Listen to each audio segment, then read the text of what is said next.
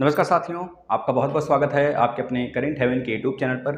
थोड़ा सा यूट्यूब में कुछ प्रॉब्लम्स आ रहे हैं, अगर आप लोग को सही चल रही है सारी चीज़ बताइएगा, क्योंकि थोड़ी दिक्कत परेशानी आती है और कभी काल के आ जाती है, क्योंकि इसको हम नहीं, जो हमारे पुराने विद्यार्थी हैं वो बहुत बार झेल चुके हैं, है ना। तो आप लोग थोड़ा सा कॉपरेट करिएगा और लास्ट तक बने रहेंगे। आप सभी के जो दिन भर के कमेंट हैं, जो नए रूप से जवाब हैं, उसको देंगे। और कल सेकेंड सेमेस्टर का मैथ का पेपर है, उसके लिए बहुत बहुत बहुत बहुत हमारे प्रशिक्षुओं को बधाइयाँ। आप लोग बधाइयाँ ही कहेंगे, क्योंकि आप लोग का एक तरह से आप लोग को बहुत ही अच्छा मौका मिला है साथियों फोड़ने का। जो विद्यार्थी इस प्लेटफॉर्म से पढ़ के गए हैं, इतना समझ लीजिएगा साथी, आपके साथ जितनी भी क्वेश्चन का डील किया गया है, 2-2 3-3 बार महामैराथन प्लस एक सेपरेट वीडियो 3 घंटे का महामैराथन प्लस प्रीवियस का महामैराथन है। प्रीवियस पेपर 2-2 3-3 बार हमने करा दिया, 2016 से लेकर 2020 तक का पूरा और प्लस बेसिक क्लास भी दे दिया हम आपको। पूरा का पूरा अगर आप देख कर जाएंगे तो कोई माइक लाल आपको हिला ही नहीं सकता, है ना। और हमारे पास जब तक शेरनी की ताकत है तब तक तो हम ऐसे ही बने रहेंगे और पूरे जोश के साथ, और शेरनी मरते दम तक साथ देगी हमारा, है ना। तो आप लोग बिल्कुल भी जोश के साथ मस्त तरीके से कल एग्जाम में फोड़ कर आएंगे और बहुत ही बढ़िया प्रदर्शन करेंगे, उम्दा प्रदर्शन करना है और बहुत बेस्ट करेंगे, हमें पूरा आशा है। बहुत सारे प्रशिक्षुओं का आज एग्जाम छूटा है, कारण बताएंगे उसका, क्यों छूटा है एग्जाम उनका, उनके गलती की वजह से छूटा है। इतना समझाने के बाद भी अगर आप लोग गलतियां करते हैं तो आपके एग्जाम भी छूट सकते हैं। तो ऐसे में लास्ट तक बने रहेंगे। किस किस बातों पे बात करेंगे, सारी बात हम यहाँ पे चर्चा करते हैं, आप लोग ध्यान से सुनिएगा। और लास्ट में एक ग्रुप डी जीके हमने स्टार्ट किया है, ग्रुप डी के लिए जीके, तो लास्ट तक अगर बने रहते हैं तो आज जो जीके स्टार्ट करेंगे साथी, जो आपको बताएंगे, उसको कॉपी भी लिख लीजिएगा। मात्र एक जीके होता है, अभी ग्रुप डी में लगभग 1 जुलाई से स्टार्ट होगा पेपर, तो 1 जुलाई तक हम आपको लगभग 60-70 टॉपिक जीके का ऐसा दे देंगे ठोस साथी, पूरा निचोड़ दे देंगे लूसेंट का, कि आपको उसी में से फंसने वाला है। आज जो बताने वाले हैं राज्यसभा की सीटों के बारे में, हमारे भारत में जितने राज्य हैं उन सभी राज्यसभा की सीटों के बारे में जिक्र करेंगे। सबसे पहली बात हम करेंगे, आप सभी को जिसका डर है, जो बैक प्रशिक्षु हैं जिनको डर है, जो यूपी टेट सीटेट नहीं क्वालिफाई कर पाए हैं, उनको जिसका डर है वह डर यहाँ पे उनका फुल हो गया, यानी कि शिक्षक भर्ती लेट होगी। शिक्षक भर्ती लेट होने का बहुत बड़ा कारण साथी, क्योंकि अगर आपसे कोई बोल रहा है शिक्षक भर्ती कल आने वाली है, जुलाई में आने वाली है, अगस्त में आने वाली है, इसका कोई ठोस सबूत नहीं है। और हमारे साफ साफ शिक्षा मंत्री जी का कहना है कि पहले कोर्ट से भी एक तरह से ऑर्डर आया है, भाई पहले आप जो है या फिर मंत्रिमंडल पूरा जो शिक्षा मंत्री लोग हैं, तो उनमें जो जितने भी शिक्षा जगत से रिलेटेड मंत्री हैं, उनकी मीटिंग में साफ साफ बातें कही गई हैं। सबसे पहले हमें जो 68,000 वाली 69,000 वाली भर्ती है उसको सही रूप में करना है। प्लस एक दिक्कत यहाँ पे और फंस सकती है दोस्तों, यह जो आपको पता है कि जो हमारा यूपी टेट लाइफ टाइम हो गया है, UP TET CTET lifetime किया गया है।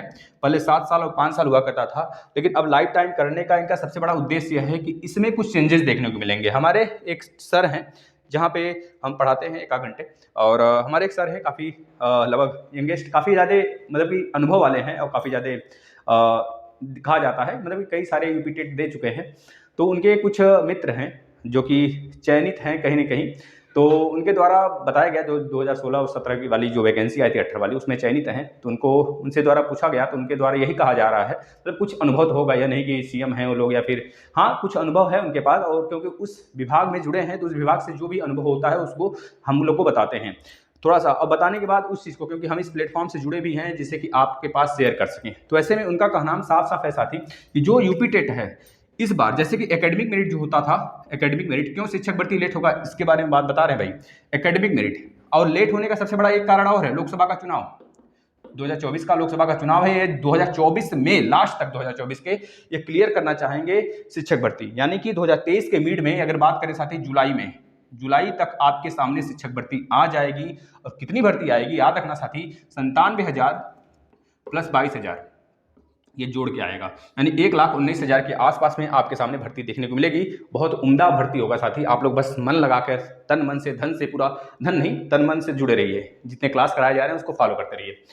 एकेडमिक मेरिट खत्म होगा, एकेडमिक मेरिट खत्म होकर जो हमारा 40% एकेडमिक मेरिट पे होता था, 40% नहीं, कितना हो गया एकेडमिक, 40, हाँ 40%, 10% इंटर, 10% हाई स्कूल, 10% ग्रेजुएशन और 10% बीटीसी और बीएड पर तो हुआ करता था, तो उसको हटाकर वह 40% यूपी टेट पर ठोक देंगे। यानी कि अगर आपका अच्छा से अच्छा नंबर आता है, 120 प्लस आता है, तब जाके फाइट में काफ़ी ज़्यादा अच्छा नंबर ला पाएंगे। और इस बार अगर यह सारी चीज़ें इंट्रोड्यूस करा दी गई ना, तो मेरिट बहुत कम जाएगा शिक्षक भर्ती का, इतना याद रखना है साथी। क्योंकि नई चीज़ें जब भी इंट्रोड्यूस होती हैं तो उसमें कुछ ना कुछ हमको अपने अंदर से गलतियाँ सुधारने का अगली बार के लिए हम छोड़ देते हैं।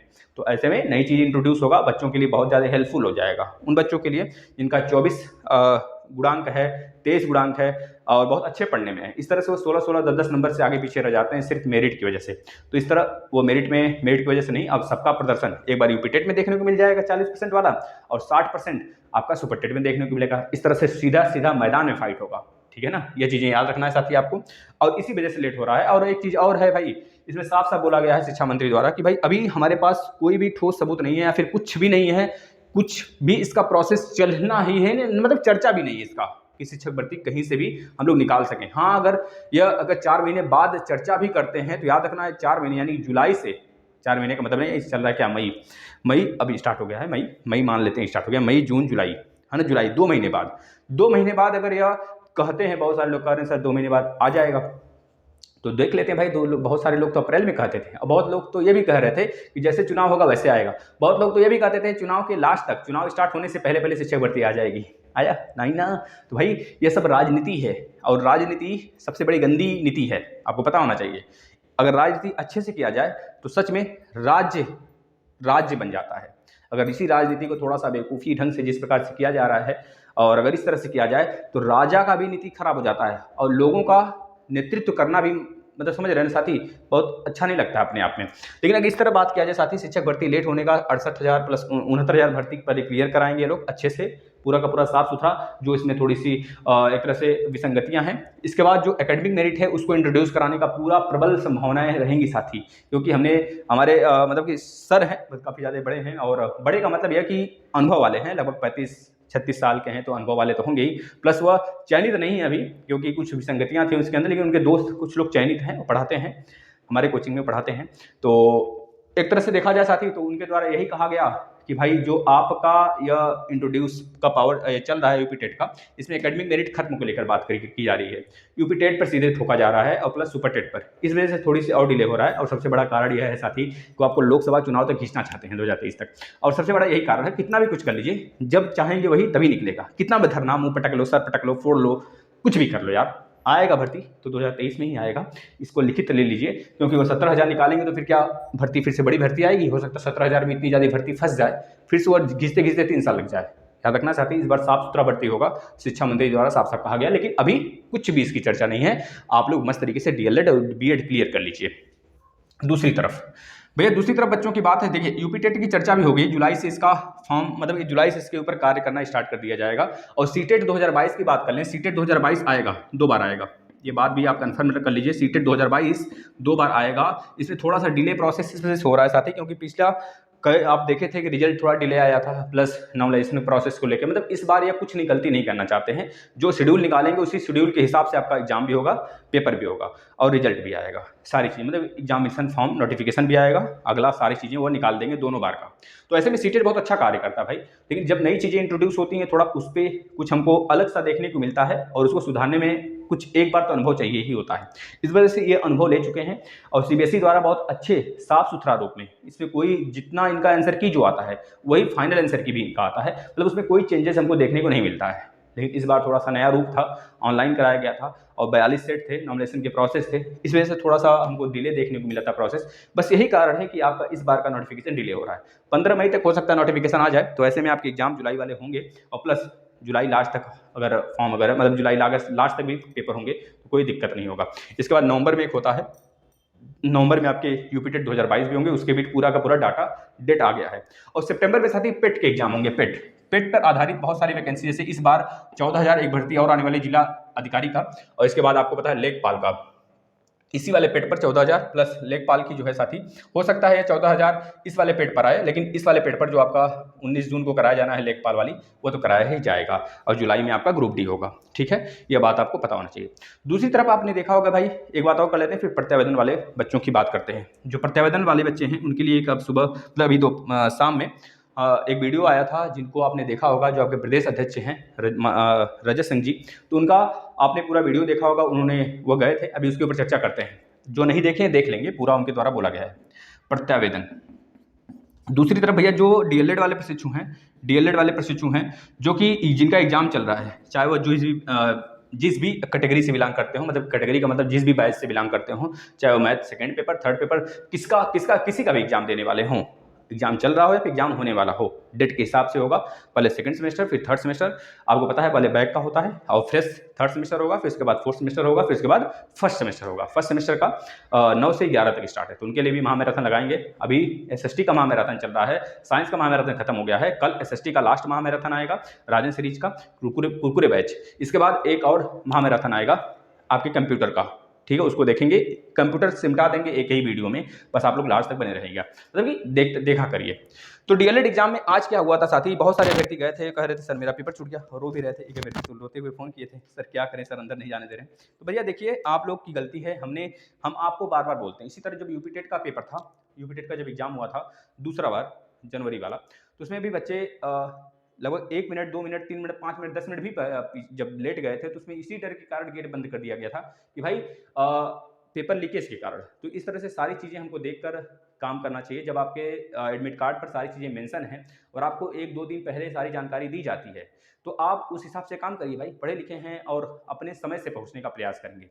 जिनका भी एग्जाम दूर गया है, और एक जगह बच्चे ने बात भी किया था, जैसे कि एडमिट कार्ड जो थर्ड सेमेस्टर का भी नहीं मिला है, तो बोल रहे थे कि सर शाम तक देंगे, लेकिन कुछ बच्चे हैं जो कि बोले हैं कि सर हम बात कर लिए हैं, हमारा एक दिन पहले एडमिट कार्ड मिल जाएगा, जिसकी वजह से, क्योंकि हमारा सेंटर दूर गया है करीब 80 किलोमीटर, 80 किलोमीटर ज़्यादा दूर नहीं भाई, आप 1.5 घंटे में बाइक से पहुंच सकते हैं। अगर शाम को भी मिलता है तो रात में 1.5 घंटे पहुंच जाएंगे, उसके बाद आप रूम वगैरह ले लेंगे वहाँ पर व्यवस्थित ढंग से, क्योंकि भाई एग्जाम देना है, आपको किसी तरह पहुँचना है वहाँ पर, एक दिन पहले, 12 घंटे पहले, लेकिन पहुंचना जरूर है, फिर 3 दिन एग्जाम निपटा के ही आना है वहाँ से। नहीं तो अगर मतलब इस तरह करेंगे अप डाउन तो दिक्कत हो जाएगा, ठीक है ना। 500 रुपया 1000 रुपया लगा ही लीजिए, नहीं तो ऐसे पेपर के लिए प्रत्यावेदन लेके दौड़ेंगे तो समझ रहे हैं 2-3 साल दौड़ते ही रह जाएंगे। तो भाई डीएलएड एग्जाम के में बहुत सारे अभ्यर्थी इस वजह से एग्जाम छूट गया क्योंकि उनके एग्जामिनेशन के लिए बोला गया था 20 मिनट पहले गेट बंद हो जाएगा, है ना। तो 20 मिनट पहले गेट बंद हो गया था, एग्जाम स्टार्ट होने से 20 मिनट पहले।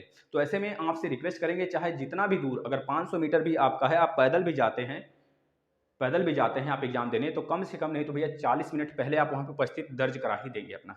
वहाँ पे पहुँचने के बाद आप अपना पाटल वगैरह लिए रहेंगे, मास्क वगैरह लिए रहेंगे, जो भी होगा सारी व्यवस्थित ढंग से जाएंगे, बैठ कर एक तरफ, किसी से बात व्यवहार नहीं, अपना होश का था रिवाइज करिएगा। बाद में जब निकलिएगा पेपर देकर तो खूब बात करिएगा, कोई दिक्कत नहीं है ना, तो जिससे कि माइंड डिस्ट्रैक्ट नहीं होगा, आराम से अपना बने रहेंगे, पढ़ते रहेंगे। ठीक है साथी, तो कल मैथ का एग्जाम है, फोड़ कराना है, जो भी प्रशिक्षु अभी रिवीजन नहीं किए हैं फटाफट रिवाइज कर लेंगे सारे क्लास। आज सोना ही क्या, आज ही गाना है ना, आज ही दिन है, मतलब इस तरह है ना। भैया बताइए राकेश जी कौन सा गाना है, भैया शेरनी भी आ चुकी है। देखिए भाई डीएलएड एग्जाम के बारे में हो गया। अब दूसरी बात प्रत्यावेदन वाले प्रशिक्षु की बात कर लेते हैं। तो जो भी प्रत्यावेदन वाले प्रशिक्षु हैं वह एक चीज़ ध्यान देंगे, देखिए जिनका भी लगभग जमा हुआ था, लगभग 8 से 9 हज़ार बच्चों का प्रत्यावेदन जमा हुआ था, उसमें सेकंड सेमेस्टर भी थे, थर्ड सेमेस्टर भी थे, फोर्थ सेमेस्टर और फर्स्ट सेमेस्टर भी थे। तो उसमें मिला जुला कर लगभग 240 बच्चों का ही प्रत्यावेदन में एक तरह से एडमिट कार्ड आया है, पोर्टल खुला है 200-340 बच्चों का। और आज जो धरना था, धरने में बच्चे गए थे पीएनपी पे, तो उसमें सेकंड सेमेस्टर वाला कोई प्रशिक्षु नहीं था। भाई यही होता है यूनिटी, क्योंकि बहुत सारे ऐसे बच्चे हैं जिनका सेकंड सेमेस्टर में बैक लगा है, क्या सारे बच्चों का आ गया एडमिट कार्ड, तो फिर आप क्यों नहीं जाते हैं भाई। तो सारी चीज़ें होती हैं, लेकिन आप नहीं गए थे वहाँ पर। थर्ड सेमेस्टर, फर्स्ट सेमेस्टर और फोर्थ सेमेस्टर के बच्चे गए थे जिनका प्रत्यावेदन एक तरह से निरस्त कर दिया गया। तो वह वहाँ पे पहुँचे थे वैसे प्रशिक्षु जिनका निरस्त किया गया है, और वहाँ पर रजत सिंह जी थे, तो वहाँ पर उन्होंने बात किया डायरेक्टर से साफ साफ, प्लस जो भी आपके परीक्षा नियामक हैं उनसे बात हुआ, तो उसमें लिस्ट भी चेक हुआ, तो उन बच्चों का नाम तो नहीं था जो बच्चे वहाँ पे गए थे। इस वजह से उनका कहा गया भाई देखिए जो डायरेक्टर होते हैं अपने इच्छा अनुसार, अपने स्वेच्छा से ही उन बच्चों का रिलीज करते हैं एडमिट कार्ड, और उसके बाद वह एक तरह से आपको यह भी कहते हैं कि भाई आपके एग्जाम होंगे, क्योंकि वह सारे बच्चों का एक साथ एग्जाम नहीं ले सकते। यह बात भी उन्होंने बोला, उन्होंने साफ साफ कहा अक्टूबर में और बच्चों का एग्जाम होगा, अक्टूबर में एग्जाम होगा। तो इससे बढ़िया है कि भाई आप लोग मस्त तरीके से इतने दिन जो गैप है उसमें बहुत ही शालीनता से धैर्य बनाकर पढ़ाई करेंगे, और आप सभी के भी एग्जाम होंगे। हाँ, यह चुनौती तो रहेगी, क्या सारे बच्चों का एग्जाम हो पाएगा फिर से, तो इसमें भी चुनौती है, लेकिन सारे बच्चों का हो सकता है न हो सकता है हो भी जाए। तो ऐसे में आप सभी तो प्रयत्न तो करेंगे ही, फिर से प्रत्यावेदन देना होगा आप सभी को। और ऐसे में यह कहीं नहीं लिखा है गाइडलाइन में कि चौथी बार एग्जाम लिया जाएगा, है ना? चौथी बार एग्ज़ाम दिया जाएगा, ये कहीं नहीं लिखा है। लेकिन अपनी स्वेच्छा से आपके जो डायरेक्टर सर हैं, वो लेते हैं और अपनी स्वेच्छा से जितने बच्चों का लेते हैं, उतने बच्चों का लिस्ट जारी की होता है और उन्हीं का एडमिट कार्ड आता है और वही एग्ज़ाम दे पाते हैं। तो इस बार भी ऐसा ही हुआ है और पिछली बार से इस बार कम हो गया है थोड़ा-सा डाटा। बच्चों का एक तरह से संख्या भी कम है, लेकिन अब ऐसा नहीं, जो बच्चे जो चौथी बार के लिए टहल रहे हैं, जिनका नहीं आया है, चाहे वो बहुत सारे बच्चे बोल रहे हैं कि सर फॉर्म बोल रहे हैं हमारे कॉलेज वाले कि सर खुल नहीं रहा है या फिर पैसे ले लिए हैं खुलवाने के लिए। तो भैया पैसे-वैसे अगर दे ले रहे हैं, अगर आपके जान-पहचान के हैं तो ठीक है, अगर खुलवा देते हैं तो बहुत अच्छी बात है। लेकिन हमें नहीं लगता है कि जब तक डायरेक्टर सर नहीं चाहेंगे तब तक वो पैसा ले लें, 1 लाख 2 लाख ले लें, तब भी नहीं खुलेगा। ठीक है ना? अगर बहुत बड़ा लिंक है भाई, उनके रिलेशन-विलेशन के हैं, तभी क्या ही हो सकता है भाई, कुछ नहीं होना चाहिए। ऐसा एक तरह से मोनोपोली नहीं, मतलब एक तरह से यह चीज़ें नहीं होनी चाहिए कि भाई घर के हैं तो इनकी बातें सुनी जाएँ और बच्चे परेशान हो रहे हैं। तो ऐसी बातें नहीं होंगी, क्योंकि वहाँ पर पढ़े लिखे डॉक्टर साहब अनपढ़ नहीं है हमारे भाई, बहुत ही शालीन व्यक्ति हैं और आप सभी के जो एग्ज़ाम हैं वह अक्टूबर में के आसपास हो सकते हैं। तो ऐसे में आप सभी के प्रत्यावेदन फिर से जमा होंगे। एग्ज़ाम खत्म होने के बाद आप लोग फिर से प्रत्यावेदन देंगे। उनके साथ मतलब रिक्वेस्ट करेंगे 1 से 2 बार, और जैसे कि आप लोग इस बार थोड़ा-सा डिले किए थे, लेकिन इस बा अब आगे डिले नहीं करना है आप लोग को। आप सभी लोग बार-बार, ग्रुप बनाया गया है, आप लोग बार-बार आप लोग टेलीग्राम से भी जुड़ जाइए, नीचे टेलीग्राम से जुड़ जाइए या फिर करंट हेवन नाम के टेलीग्राम आप सर्च करेंगे, करंट हेवन तो आ जाएगा, आप वहाँ पर जुड़ सकते हैं। वहाँ पर सारी चीज़ें जो बातें होती हैं, जो भी छोटी-छोटी बातें होती हैं, छोटी-छोटी मगर मोटी बातें, तो सारी चीज़ें वहाँ पे बताई जाती हैं और दिन भर के जो क्लासेस हैं, वो आपके समझ चलाए जाते हैं। तो आपको वहाँ पे डायरेक्ट नोटिफ़िकेशन मिल जाएगा। आप अगर बेल आइकन ऑन भी किए हैं, तो कभी-कभी क्या होता है कि नोटिफ़िकेशन नहीं जाता है यूट्यूब की तरफ से, प्रॉब्लम्स आ जाते हैं, तो नहीं आता है, क्लास आ जाता है लेकिन नोटिफ़िकेशन नहीं जाता है, जिससे कि आपको पता नहीं चल पाता है। लेकिन टेलीग्राम पे रहेंगे तो वहाँ से ज़रूर नोटिफ़िकेशन आपके पास जाएगा, आप फटाक से आ जाएँगे चैनल पर, ठीक है ना? तो आप लोग कर लेंगे ये काम और अपने भाई-बहनों को जोड़ने का प्रयास करेंगे, क्योंकि आज संख्या बल नहीं था, इस वजह से हम हार जाते हैं हर जगह, क्योंकि हमारे पास इतनी संख्या बल नहीं है भाई। लेकिन आप लोग अगर संख्या बल बना सकते हैं, तो इतना शेयर करिए कि सारी चीज़ें सारे सभी बच्चों तक पहुँच पाए। भाई डीएलएड में 10,000, 12,000, 13,000 ही बच्चे नहीं जो हमारे पास हैं, 15,000 बच्चे। हमारे पास जितने बच्चे उतने ही बच्चे नहीं हैं भैया, हैं काफ़ी 7 लाख, 8 लाख बच्चे हैं डीएलएड, बीएड को जोड़कर। तो आप लोग उनको थोड़ा देखिए। और दूसरी तरफ अगर बात कर लें साथी, प्रत्यावेदन वाले के लिए हो गया, जिनका 1 सेमेस्टर बैक है प्लस 1 सेमेस्टर में 3 बार है और 1 सेमेस्टर और है भाई। इनके लिए मात्र एक ही रास्ता हमको लग रहा है, क्योंकि भाई यह कोर्ट ही जाएँगे, ये कोर्ट जाएँगे और वहाँ से एक प्रपत्र जारी करवा के लेकर आएँ, याचिका लगाएँ, बहुत सारे अभ्यर्थी जाकर तभी ये काम हो सकता है। आज भी जा सकते हैं, कल भी जा सकते हैं, जब मन करे तब जाइए। जिस समय एक तरह से कह लीजिए बिज़नेस वर्क हो, उस समय आप जा सकते हैं बिज़नेस टाइम में। यानी कि लगभग जो संडे को छोड़कर, छुट्टी को छोड़कर।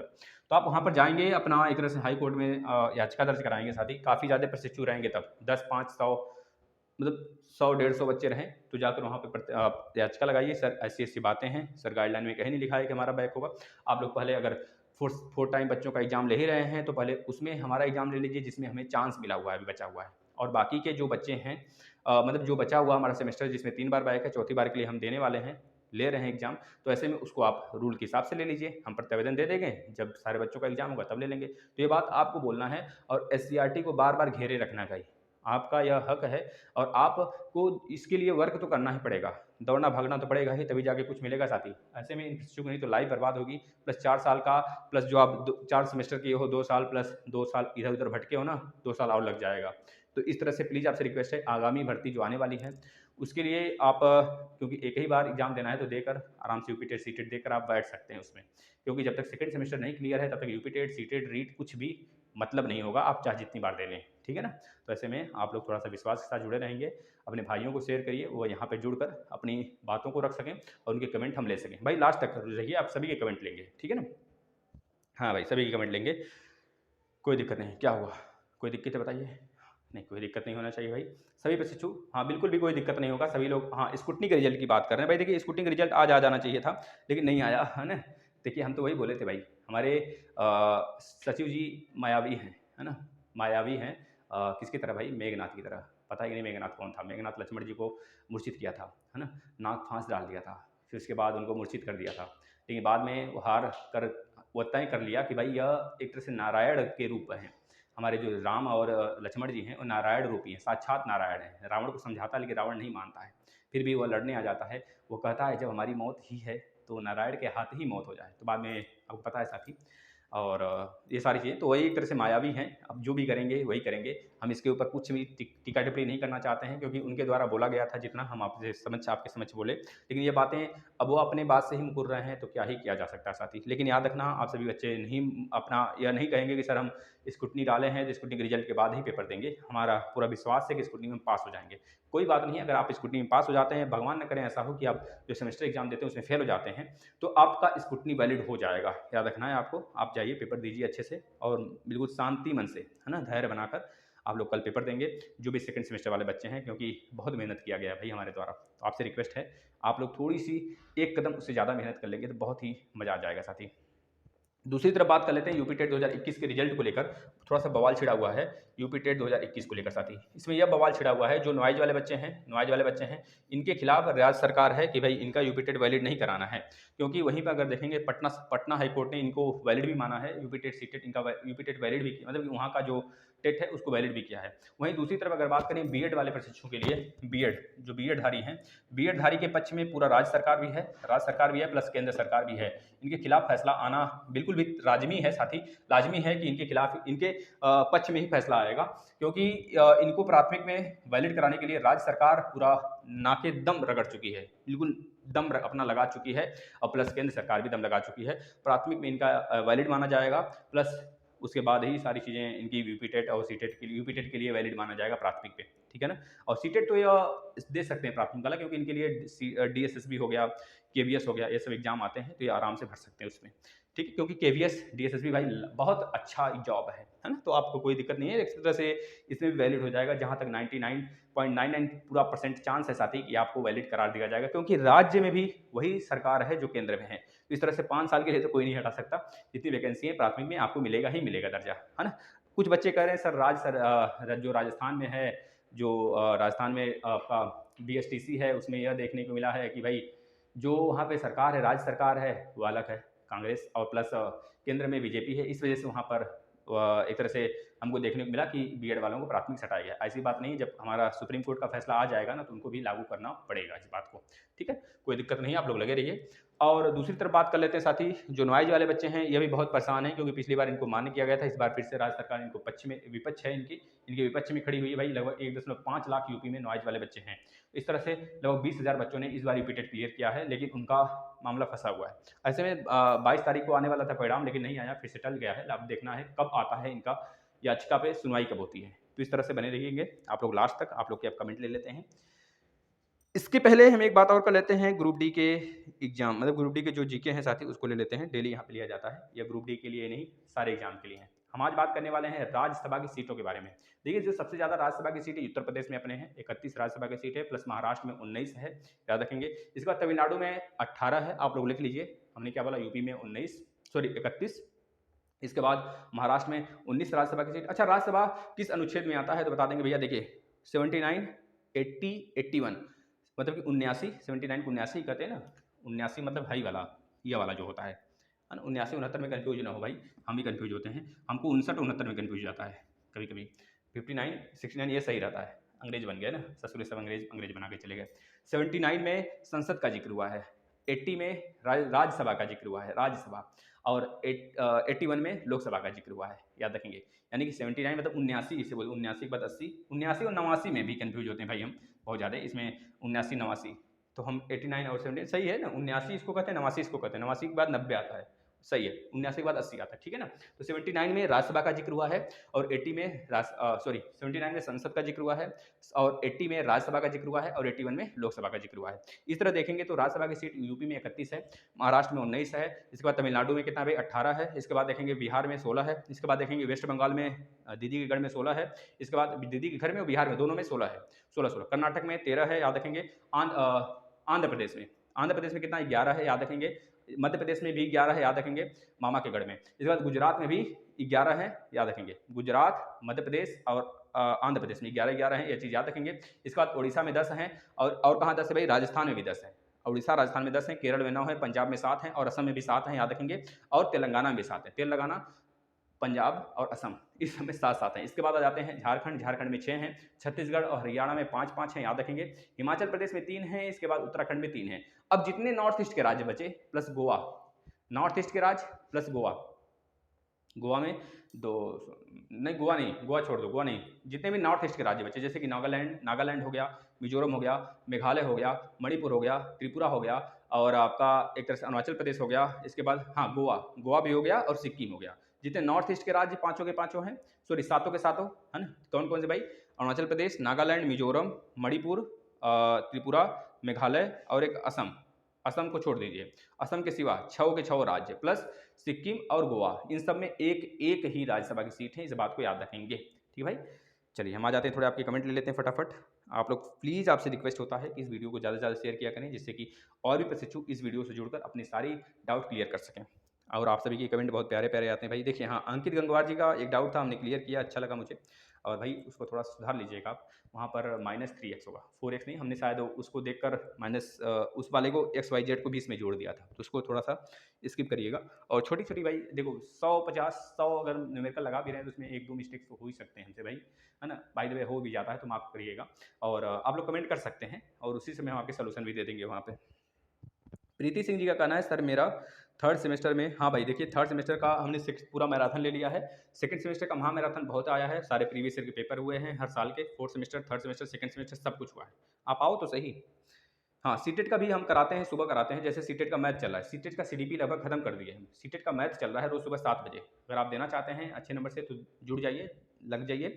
और जैसे ही मैथ खत्म होगा हम हिंदी स्टार्ट करेंगे। पहले हिंदी का मात्र 16 या 17 लेक्चर आएगा, महामैराथन होगा, एक में एक टॉपिक खत्म, रस समास सब एक एक टॉपिक ऐसे खत्म करेंगे। फिर उसके बाद ईवीएस स्टार्ट करेंगे। भाई एग्जाम से पहले पहले हम निचोड़ दे देंगे पूरा का पूरा।